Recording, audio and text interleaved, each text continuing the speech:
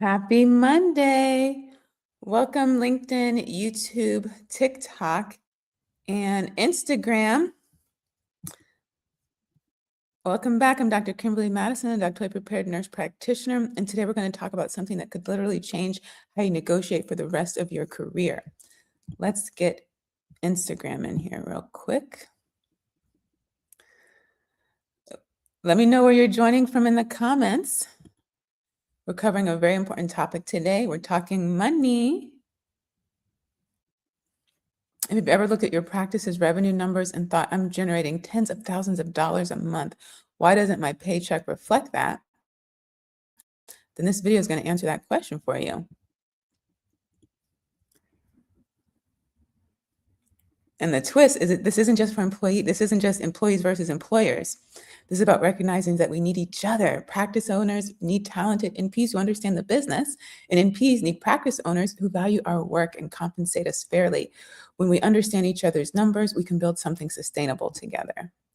When you get in here, let me know in the comments where you're joining us from. This is our first time going live, I think in the new year. And we're going to continue our conversation on financial literacy for cosmetic NPs. Let me know when you get here. We're talking real numbers tonight. I'm going to share my screen and everything. One of the most asked questions, especially when it comes to dermatology. Hi. Let me know when you get here where you're joining me from in the comments. You know, because you hear me talk about entrepreneurship all the time, and I think it's wonderful. I think it's one of the keys to financial freedom.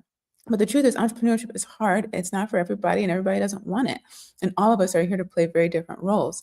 But the truth is, if you're a business owner, if you stay consistent and persistent, your business will grow. And when it grows, you're going to need help. And simultaneously, there's someone out there who wants to help you. They might not care about your vision. They only care about putting food on their table. But even still, the two of you can find a very happy medium. I always say negotiation isn't an argument. It's simply a conversation. And we all want the same thing at the end of the day. And truthfully, I think a lot of people don't even really want to be in business, but they're having such a poor employee experience that they think their only option is to go into business for themselves. And we see the numbers that within 2 to 3 years that they're going bankrupt. And that's completely avoidable. And hopefully the conversation we're going to have today will give you the tools and the confidence to have those conversations more often. By the end of this video, you're going to understand 5 critical things. Number 1, the 4 billing categories that determine your paycheck and practice profitability. Number 2, how to calculate your real productivity. And it's not gross charges. Number 3, what collection means and why 68% is industry standard. Hey, TikTok, when you get here, let me know in the comments where you're joining us from. And let's see, we're freezing over here on LinkedIn. It's a little bit delayed over here. Hi, everyone. Let me know where you're joining me from in the comments. Let's see. We got to stop all this choppy stuff. I think it's Instagram. I think Instagram is messing me up. Hold on. Let's see. Let's get this off the screen. Let's see if that helps. Okay, let's give it a try. Okay, we're going to talk about what collection rates mean, why 68% is the industry standard, how to request your data before walking into your next negotiation. Hi, TikTok. And number 5, what to say to both employees and employers to create a partnership, not a fight. We're going to break it down. But first, this is too choppy. Let me know in the comments where you're joining us from and how you feel about negotiations. On a scale from 0 to 10, 10 being real confident, you negotiate everything, to 0, you always accept the first offer. And if you're new to cosmetics or dermatology or even nursing, and you feel like that is your only option because that's what you've heard, and you're afraid that if you negotiate that they might take back their offer, let us know in the comments. We're going to be going live all week. Tomorrow I'll be back to talk about how to do the negotiation. Specifically, that episode is going to be dedicated to Tanae. Tanae is a new grad nurse. Actually, she was a guest on the Melanin Initiative podcast, fall 24. We did our first panel with an MD, Dr. Constance Foreman, myself, and Dr. Shayo Reyes, Doctor Prepared PA. And we had a panel talking to Tanae, who at the time was trying to decide which route she wanted to take. Fast forward, and she just graduated from an accelerated program. She's already in a nurse tech program, and she didn't negotiate then. But I'm trying to save her before she has her next negotiation after she passes her NCLEX, and she will have a real conversation. And so I figured you all might enjoy this, and we'll have it on air for her to revisit and everyone else. So tonight we're going to look at 10-month productivity data as an example. This is a composite data of multiple dermatology NPs I've consulted with. Tonight we're going to call her Sophie for the purpose of this breakdown. She's generating over $100,000 a month in gross charges during peak months. So that's actually over $1 million a year on paper. But her paycheck is $6,000 a month, or $72,000 a year for her base salary. Now, here's what typically happens in this scenario. You as the employee, you hear those numbers and you feel undervalued. You think, I'm generating all this revenue and I'm barely seeing any of it. Does my employer even care? And you know what happens when you have those questions? You go to the group chat and you ask other employees for advice. When you have challenges with your employer or employee, you don't go to other people who are in the same role as you. We all need to sit at the same table. And tonight I've created that table so we can all sit down together. So while the employee might feel undervalued, the practice owner is thinking, I'm paying a competitive salary, providing benefits, covering malpractice insurance, providing support staff, and they're still not satisfied. What more do they want? And so all the employers are in a group chat complaining about how much people aren't grateful, how little business acumen they have when it comes to building the business, and how they're just going to not hire anyone, run their business on their own. They've decided and committed to just capping the success of their business because they just can't deal with staff. If you're looking for a business opportunity, staffing is your answer. No, it's not sexy, but no business can stay open without staff. No business can stay open without being cleaned. I love the cleaning industry. Staffing and cleaning, not sexy. No little kid is told to grow up and to be those professionals. But like I said, no other business can stay in business if you don't have those two things in place. When it comes to dermatology and cosmetics, they need your help. So both perspectives, Sophie and the employer, they're both valid, but both are missing critical information. And the real problem is that neither party understands the numbers. Neither party knows what the other person is dealing with. And so they can't have a productive conversation about compensation. That's what we're going to fix tonight, because we need each other and we can make this work for both of us. And when we're talking about cosmetics specifically, you're new all over the place. You're new to cosmetics. You're new to being an employee in a specialty where you do have to have some business acumen. And you're new to being an employer. So you got burnt out at a job. You left that job. You went and spent money on Botox and filler. No one would hire you because you didn't have the 2 years of experience, even though you took that course. So now you don't want to continue to lose money and you're trying to get out of that burnout situation. So the advice is to go start your business. You go and start your own business. At no point in time are you really thinking about hiring other people. Are you really thinking about creating a wonderful work environment for them? So you make decisions based out of fear because you're afraid that whoever you hire, you can't trust them. You've been burnt in the past and no one can do as good a job as you. And it's true. They might not do as good a job as you. They might do a better job. And even if they only do 85% as good, that cost, that 15% difference, it's worth it. If it means you can go home and have dinner with your family, if you can have some peace, and if you can help someone else gain some skills and some confidence and help you grow your business and help them achieve their goals. So if you're new here, we always do devotional or prayer. And so we're going to do that tonight. This book is called Jesus Calling. If you've been following me on YouTube, I think this is now 2 or 3 years I'm going on. This is the first book I ever started with. My mom gave me this book. It's written by Sarah Young. It's called Jesus is Calling for Medical Professionals. It's a devotional. So since it's the 19th of January, I'm going to read page 19. It's called Refuse to Worry. Refuse to worry, which is when we're talking about money, that's a thing we can end up doing and losing a lot of sleep over. In this world, there will always be something enticing you to worry. That is the nature of a fallen, fractured planet. Things are not as they should be. So the temptation to be anxious is constantly with you, trying to worm its way into your mind.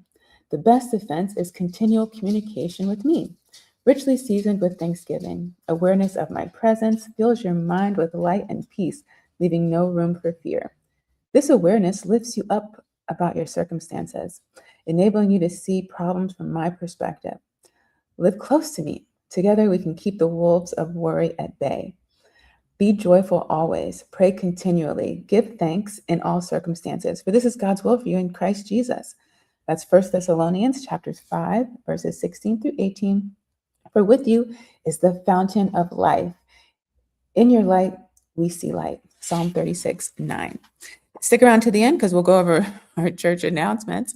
So I'm going to share my screen. This is where we really get into the numbers. This is a good chance for you to take some notes. Okay. So hopefully you can see this. Give me a thumbs up if you can see. Oh, you guys, TikTok, if you want to see the screen, like I actually have some real numbers up here that we're going to go into detail. You can head on over to my YouTube channel, Kimberly Madison DMP, under the live tab. All my videos are under the live tab. This one is under the money playlist. I'm also on LinkedIn right now. And on LinkedIn, you should be able to see the screen. Okay, so for everyone else who can see the screen, we're going to break down both perspectives, the employee and the employer. And this is what your productivity report should look like. This is 10 months of performance from February through November. And we're going to break down the 4 columns. So column 1 shows gross charges. This is what was billed to insurance and patients every single month. Now, if you look at February, you can see $88,500 in gross charges. By November, it was $112,500 in gross charges. The billing is consistent and the volume is growing. So for 10 months, it's $1,035,200 in gross charges.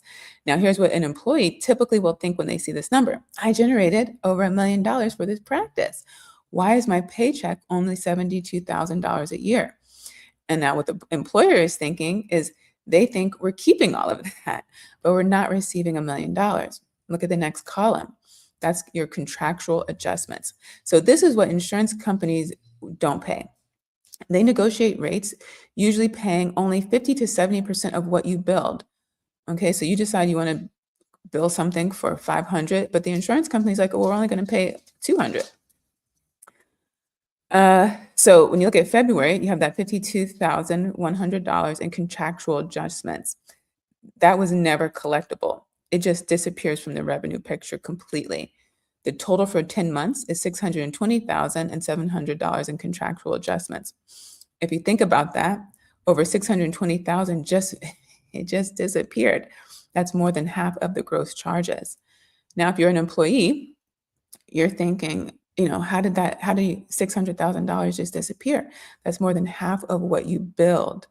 Now, from the employer's perspective, they're saying, exactly, and neither of us can control that. It's how insurance contracts work. We can't collect what was never available to collect. So as the business owner, you set a price. If you're working with insurance is going to negotiate and say, yeah, we're only going to pay a certain amount. So the difference between what you charge and what they are willing to pay is what's considered the contractual adjustment. And it's pretty much a discount that you're getting to be part of the group, to get access to their network. And so you're never going to see that money. So you shouldn't really even count it. In column 3, you see your net charges. This is what's left after they make that adjustment, after they take out the discount, after they get their discount. Now, what the practice can actually collect, if everything goes perfectly, you see February, that is $36,400 net charges. In November, $45,100 net charges. So the total for 10 months is $414,500 in net charges. This is the number that actually matters when you talk about productivity. In column 4, these are collections. If you're new to dermatology or a specialty, this might be the first time you're hearing that. If you haven't even gotten into NP school, it's definitely going to be probably the first time you've ever heard that, unless you worked at some kind of outpatient setting and you heard people talking about it. Now, when it comes to collections, this is what actually received in the bank account. Not everyone pays. Insurance denies claims. We know patients don't pay their balance. Some claims get lost in billing. And so in February, you see $12,500 in collections. So you set a price insurance got their discount. You have the actual amount that could be collected if everything went perfectly. And then you have the actual number based on what was able to be collected. In November, you have 42,800 in collections. And so the total for 10 months is 345,000 in collections. Now, this is where it gets interesting for both parties. TikTok, remember, if you want to see the table where I'm showing the actual numbers, you can go over to YouTube or LinkedIn. Okay, so let's look at this. So you calculate the overall collection rate for these 10 months. The collection divided by net charges equals collection rate. So 345,000 divided by $414,500 equals 83.2%. That's the collection rate. Now, if you're an employee, you're wondering, is that good? And I can tell you that it's excellent. By industry standards for dermatology practices, the average is anywhere from 60 to 80%. So this performance at 83.2 is outperforming most practices. If you're the business owner, you're seeing this, you're going to think, oh, we're at 83%. That's actually really impressive. Our billing team is doing great work.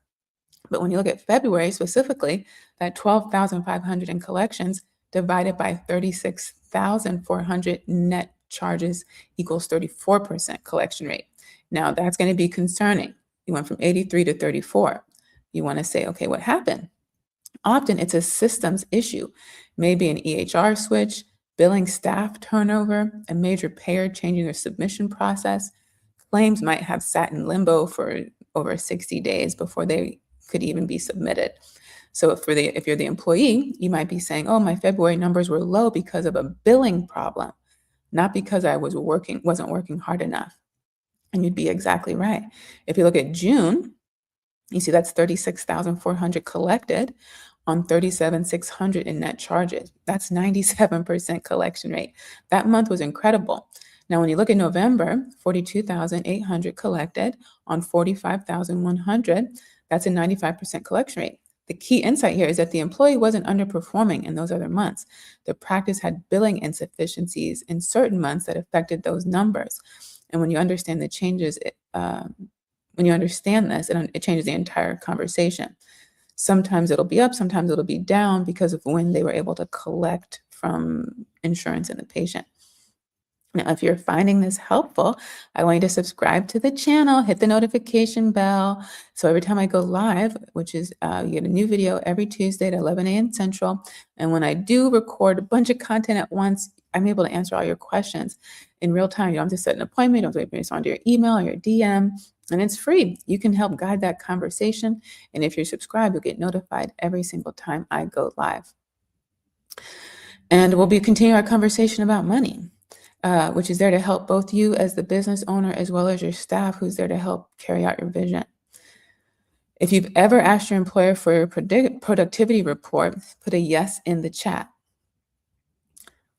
Now, let's look at what this data actually means for compensation. Now, the total picture, you have your gross charges of $1,35,200, net charges of $414,500.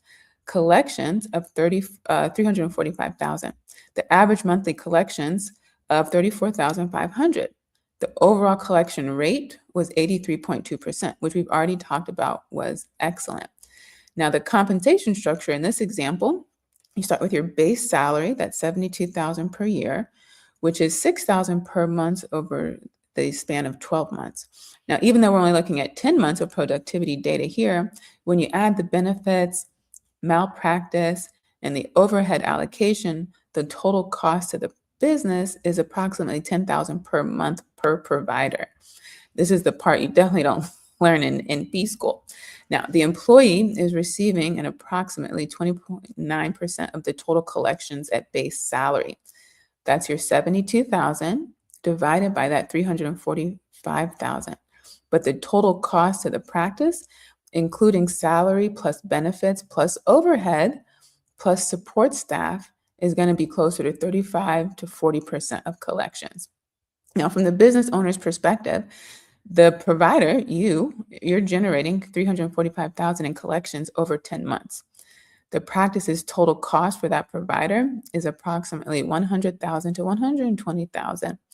And that includes your salary plus benefits, plus overhead, plus support staff, plus space. Now, a profit margin on this provider's productivity is 20 to 30% after all costs are accounted for. Now, here's what a productive conversation could look like when both parties understand these numbers. If you're the employee, you can say, I see my collection is 83%. That's above industry standard of 60 to 80. And you'd be correct. It's wonderful performance. Now, the business owner could acknowledge that your collection rate is very impressive and look at the growth. February was 12,000, November 42,000. That's more than triple. Now, if you're the employee, you might say, but my paycheck didn't change month to month. I'm actually still making 6,000 base salary, regardless of whether collections were 12,000 or 42. Now, if you have a fair business owner, they'll say, you're right. Let's talk about a performance bonus structure tied to your collection rate. If you maintain above 80% collections, we could add 2 to 3% of your monthly collections as a quarterly bonus based on these numbers, and that would have given you an extra 2 to 3,000 per quarter. As the employee, you can come back and say, what if we improve billing efficiency overall? What if we can get those February and May dips up to 90% plus collection rates consistently? Now, the practice owner is going to say, then we all benefit.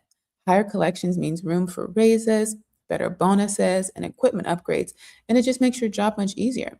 When you succeed, the business grows. That's what I'm here for, to grow the business. And when the business grows, you succeed as the employee. It's a partnership, a mutual benefit. We all can benefit from this. Instead of, thinking of negotiations as arguments, you're building compensation structure that rewards performance and acknowledges the reality that billing efficiency isn't always in the business owner's control, in the provider's control. Now, let me tell you exactly what to say, depending on which side of the conversation you're on. If you're an employee, MP or PA, when you request your productivity report, it should look like the table that we have here on the screen. You need 5 things. Number 1, and let's take this down. Remember, TikTok, if you wanted to see that table, you have to run on over to YouTube or LinkedIn under my name, Kimberly Madison, DMP, under the Live tab, the Money playlist.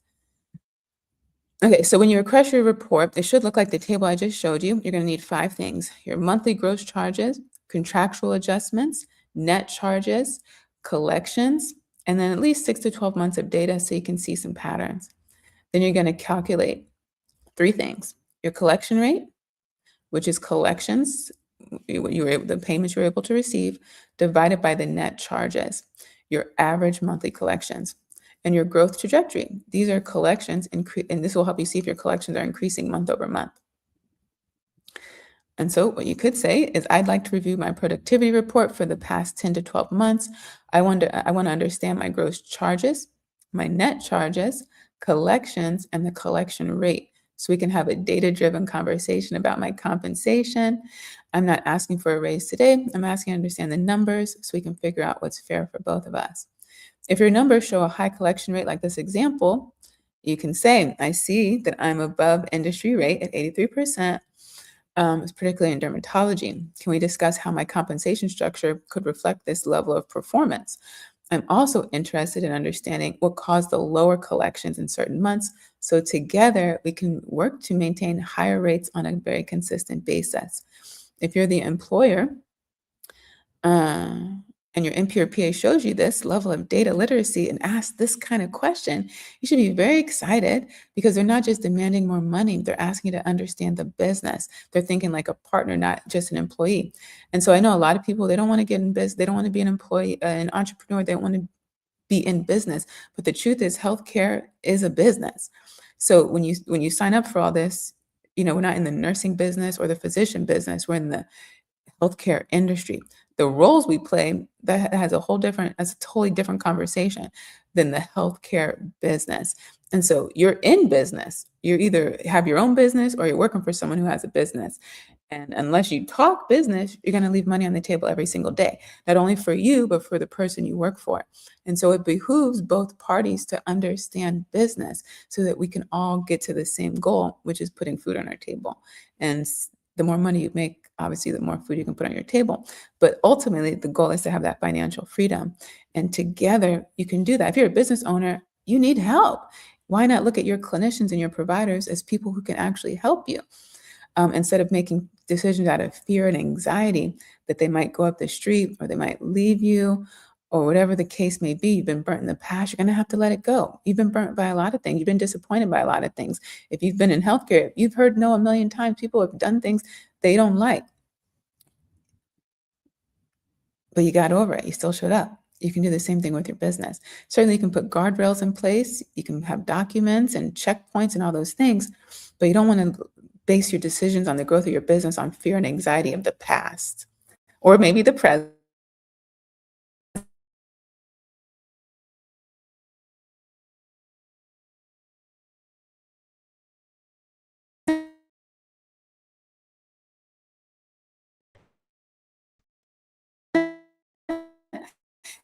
And hire are the people who are experts.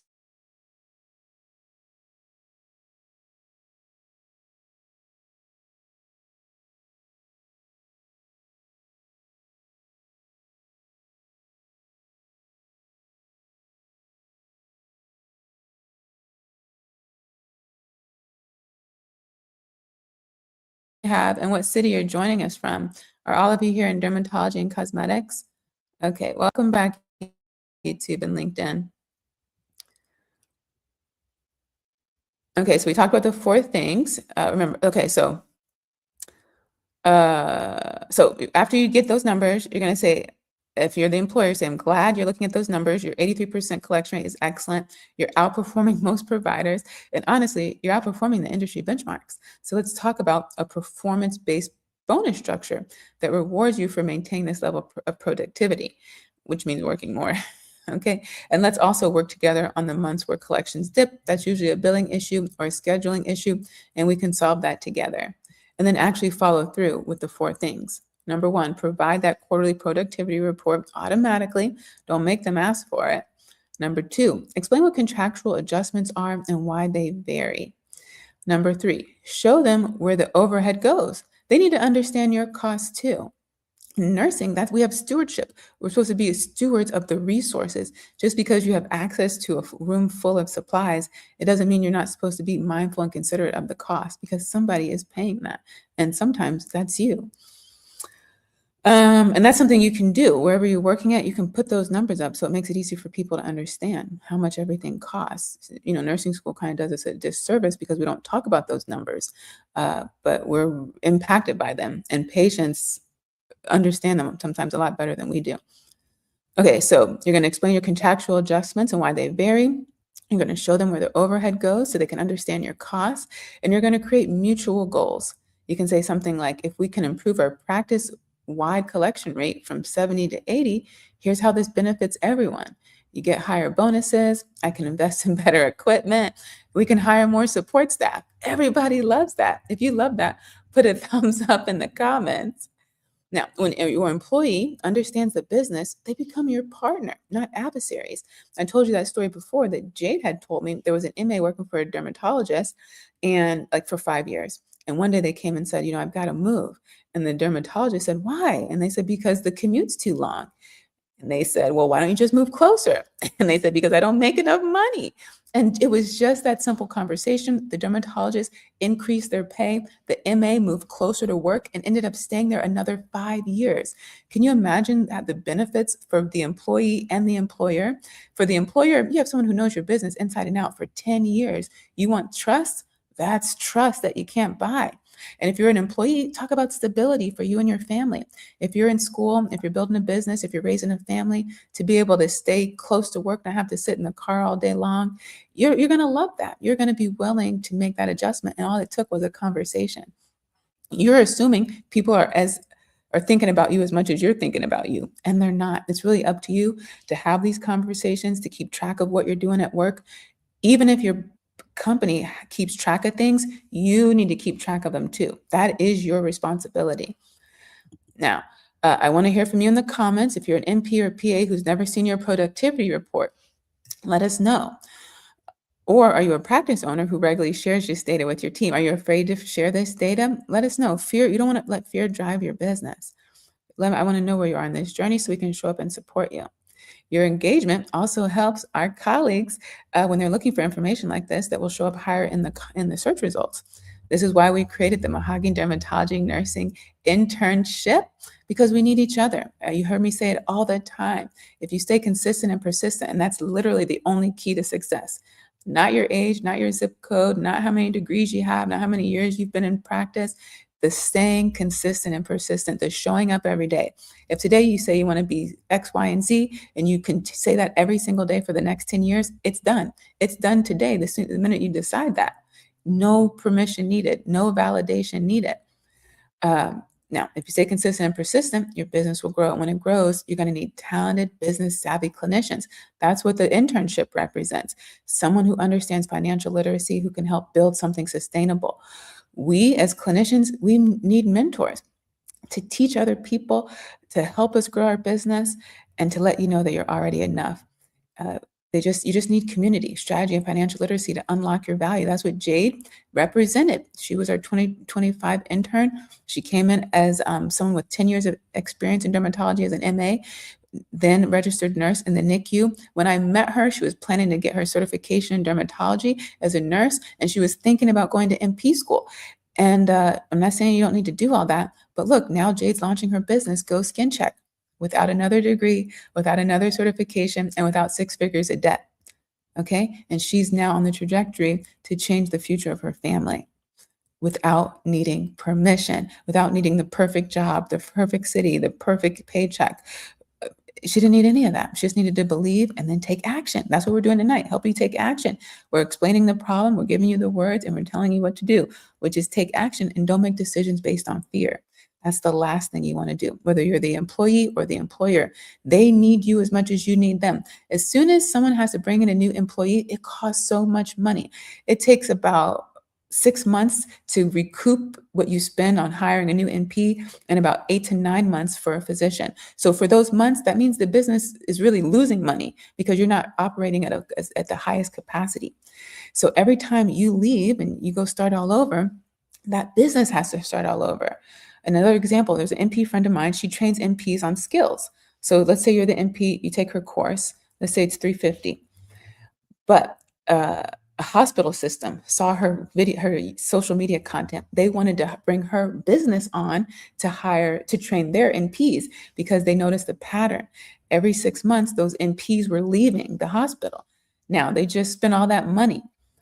Now, instead of saying, oh, I charge NPs $350 to take my course, she shifts the language. She's still doing the exact same thing. She's going to come in and train those NPs. Now she's saving that business $500,000 because she went and understood how much it cost them to bring on a new provider. Because when you bring on a new provider, they're being trained under someone else. So not only are they not working at full capacity, that provider who's training them is now working slower than they normally do. And while the two of you might complain about that experience, the business, they never hear about those complaints, and they quite frankly don't care. So if I'm the person training and I'm getting frustrated because the person I'm training is slow, the business, that they don't care. Now what they care about is that my productivity is down. And so those percentages I was getting before, they're going to see that on their end. And so when you go to talk to them about problems, you need to talk about problems that they see, not you see. But at the end, you still both get the same benefit. And what happens is then she's able to change their retention rate, to improve it so that people aren't leaving within less than 12 months. The average was 6 months they were leaving. Her goal was like, hey, bring me in and I can at least increase your retention rate beyond the first 12 months.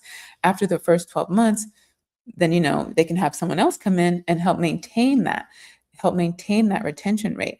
But every time you leave, it costs that business a lot of money. So you can't be afraid to negotiate thinking they're going to rescind their offer. If they've gotten to the point that they're giving you an offer, they've spent so much time to get to that point. They don't want to lose the time that they've put into you. So again, you can't let fear influence your decision. When I talk about entrepreneurs, time and capital are limited. So if I've already spent 2 weeks interviewing you, looking at resumes, this call, that call, this email, I've already spent a lot of time, and time is money on you. If you come and negotiate with me just because we might disagree, I'm not going to fire you. I'm not going to pull away the offer. I still need you. I still need help. Another example, let's say I refer you to someone, you want to make a book, and I say, hey, they can help you write your book. And then you tell me, oh, you know what, they charge so much, I can't afford it. And I say, yeah, well, they're trying to make some money. And you say, well, yeah, I know. No, I'm like, no, they want to make some money. So don't just say no. That cuts off the conversation. If you continue the conversation, they're still in a position to make money. Yeah, they might want to make 10,000, but they'd rather make 8,000 than zero. So you can't be afraid of the negotiation. And the more you do it, it's a muscle. The more you do it, the better you get. I want you to start negotiating literally everything. When you go to Starbucks, when you go to the gas station, literally everything. You just ask them, hey, are there any specials today? Is there any way you can reduce this price here? You just ask them. Get used to hearing no and be ready to prepare for the no. It's called preparing for the objection. If they're good at negotiating, they're gonna come back and they're gonna have an objection. Don't be afraid of it. Plan for it. Okay. So the application for the Mahogany Dermatology Nurse Internship is still open. It closes this Saturday on January 24th at 11:59 p.m. Central. Jade dropped her final reflection article today on the Mahogany Dermatology blog. In addition to reading the last reflection, I dropped an audio clip so you can hear a summary of our entire year. So you can listen to that on your go. And you know what? It's the beginning of the year. You're thinking about what you were able to accomplish last year and how you want your life to be so different. When I met Jade last year, like I said, she thought she had to go back and get another certification. She thought she had to go back and get another degree, that she would have to work as an MP for X amount of years before she could even think about starting a business. And in less than 12 months, she did more than she ever imagined, more than I even than I imagined. She accomplished 4 major things. Number 1, she co-authored a systematic review on AI-assisted dermatology we just found out Friday. It was accepted by the Journal of Clinical and Aesthetic Dermatology's MPPA Perspectives for their publication that will be for May, June of this year. Thank you, Jade. Congratulations. Number 2, she wrote 17 articles across multiple platforms. She founded Go Skin Check LLC, which launches next month right here in Houston. It's an innovative solution for bringing dermatology care to your home. And number 4, she earned a founding advisory board position for the Alliance of Cosmetic Nurse Practitioners, where she's already planning her next presentation for us, all as a registered nurse. She didn't wait for another degree, and she didn't wait for permission, and you don't have to either. In her final reflection, she wrote, I had plenty of accomplishments in life, big and small, but for years, I decided those accomplishments didn't matter and they weren't good enough. I'd never taken the time to really reflect and let them be proof of my value to myself. Just like Jade says in her article, I want you to know you're already enough. When you find the right partnership, whether it's an employer, a mentor, or a collaborator, you can build something sustainable together. That's what me and Jade proved this last year. Most cosmetic nurse practitioners lack financial literacy and business strategy. That's why 70% struggle or fail within the first few years. But when you understand the numbers, when you have data-driven conversations like the one that we just went through, you become investable. You become a partner, not just an employee. Whether you're building a side practice or a multi-location empire, your doors stay open. That's what we're here for, to keep your doors open, because when your doors stay open, not only can you put food on your table, but our patients get the care they need when they need it from the people they want to get it from. That's what this is all about. It's always been about the patient. It will always be about the patient. And remember, nurses are patients too. That same compassion and love that we're taught to give our patient, we have to give it to each other. And it can start right here at the negotiation table. It can start right here when you participate in an internship to grow your business and to give someone the encouragement, the access, the keys to do something similar, to do something bigger and greater. It's not just about us. You have to have something beyond you, something like your legacy. It needs to be bigger than you. And in order for that to happen, it's going to take more than you. Okay. So what I want you to remember from this video, you're already enough. You don't need more credentials to understand your value. You need data and community and strategy. Data like we had today, strategy, like we talked about today, and community, like we have with the Alliance. And if the Alliance isn't a good fit for you, you build your own community, okay? Whether you're an employee preparing to negotiate or a business owner trying to retain good talent, that is literally the number one conversation employers are having is how do I attract and retain good talent? We know you guys are out there, but you know what you have to do? You got to tell your kids, you got to reframe what you're telling your children because we tell all our kids to go to a good school, pick a good degree, and we assume that's going to give you a good job.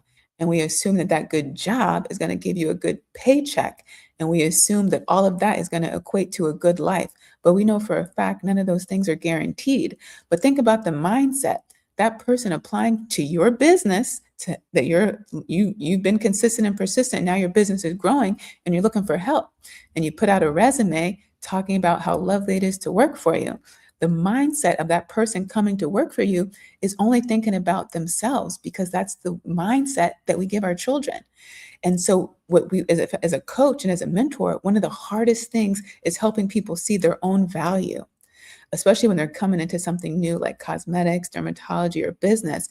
They only focus on what they don't know and they forego everything else that they've acquired and understand. And, dermatology doesn't make it that easier because they don't care about your nursing experience. They don't care about your 20 years in the ICU. So it is a little bit challenging to realize that you do still have value. And as a business owner, uh, you got to think about all the other ways you need help. Maybe they don't have dermatology experience, but maybe they're exceptional at organization or finances or marketing or strategic partnerships or staffing. These are all areas you need help with. So you might have hired them to take care of the patient, but then you realize they have all the qualities of your next CFO. So you got to be a little bit more open-minded about who can actually help you. But yeah, if you have children, you got to reframe the way you have them going out into the world because they should be contributors, not just receivers and consumers. Because we all can win when we do that mind shift. Now, if you feel confident about requesting your productivity data now, then you're ready to learn the negotiation framework that we're going to talk about tomorrow in honor of Tanae, who's a new grad nurse and who needs to prepare for her interview. Because when you're starting out, whether it's a specialty, an in nurse or NP, you're setting the bar. That first job, you're setting the bar. The last thing you need to do is be doing this by yourself. I don't want you to confuse the compassion and love that your professors gave you with what you're going to have out here in the business world. It's not the same thing, okay? Don't confuse the people with the business. Just because you're applying for that job, it doesn't mean they're giving you the best offer. They're there to grow the business. They expect you to negotiate, especially if you're a woman. Women, there's a book out there, Women Never Say Yes, right? When we struggle with that. Just because you're new, I don't care if it's a specialty or it's your role, you play the game. They're playing it with you. They're giving you a low ball answer because they're expecting you to negotiate. So meet their expectation. And if you can, and I think I wrote about this on the blog. If you feel like you can't do it, have someone else do it for you, whether it's through email or whether it's through the meeting. It can be someone you pay, like a lawyer, or it can be just someone who's willing to stand up for you. That's literally it. Just like entertainers and athletes, you can do the same thing, friend, and you can do this for your friend too. It helps maintain that business relationship, the working relationship, which can get a little muddy when you're talking about numbers and negotiation. So have a third party come in there, handle that for you. They won't be afraid to hear no because it's not their numbers, but they will go to bat for you. They might go to bat a little bit harder than you do because you're afraid of losing the opportunity. So think about that. So we'll go over negotiation tactics tomorrow in honor of Tanae. Remember, the Mahogany Dermatology Nurse internship application closes this Saturday at 11 p.m. Central. If you have questions, look, this is a very different model. It's not what you're used to. It's very NP business focused. So if you have questions, you want to hop on a call or an email, just let me know before the deadline. Happy to do that. Happy to answer any questions for you. In fact, because I get so many questions about this innovative structure, very public experiment, the last few articles on the blog have been me explaining the internship, my philosophies on business, the gaps that we're trying to fill, and my vision, my mission, and how I think you can be a part of that. So that's it, everyone. That was very long. I thank you all for being here. Thank you for all your engagement. TikTok, once again, you are the best. TikTok, no one can touch TikTok right now. Remember, TikTok has the best engagement. YouTube has the best longevity if you're trying to do this for the long run. But if you're a healthcare professional, you have to be on LinkedIn. That's where all the networking is happening. And networking is more than just for business owners. Networking is for anyone that's out here taking care of patients. I'll see you all tomorrow night. And I thank you all for watching.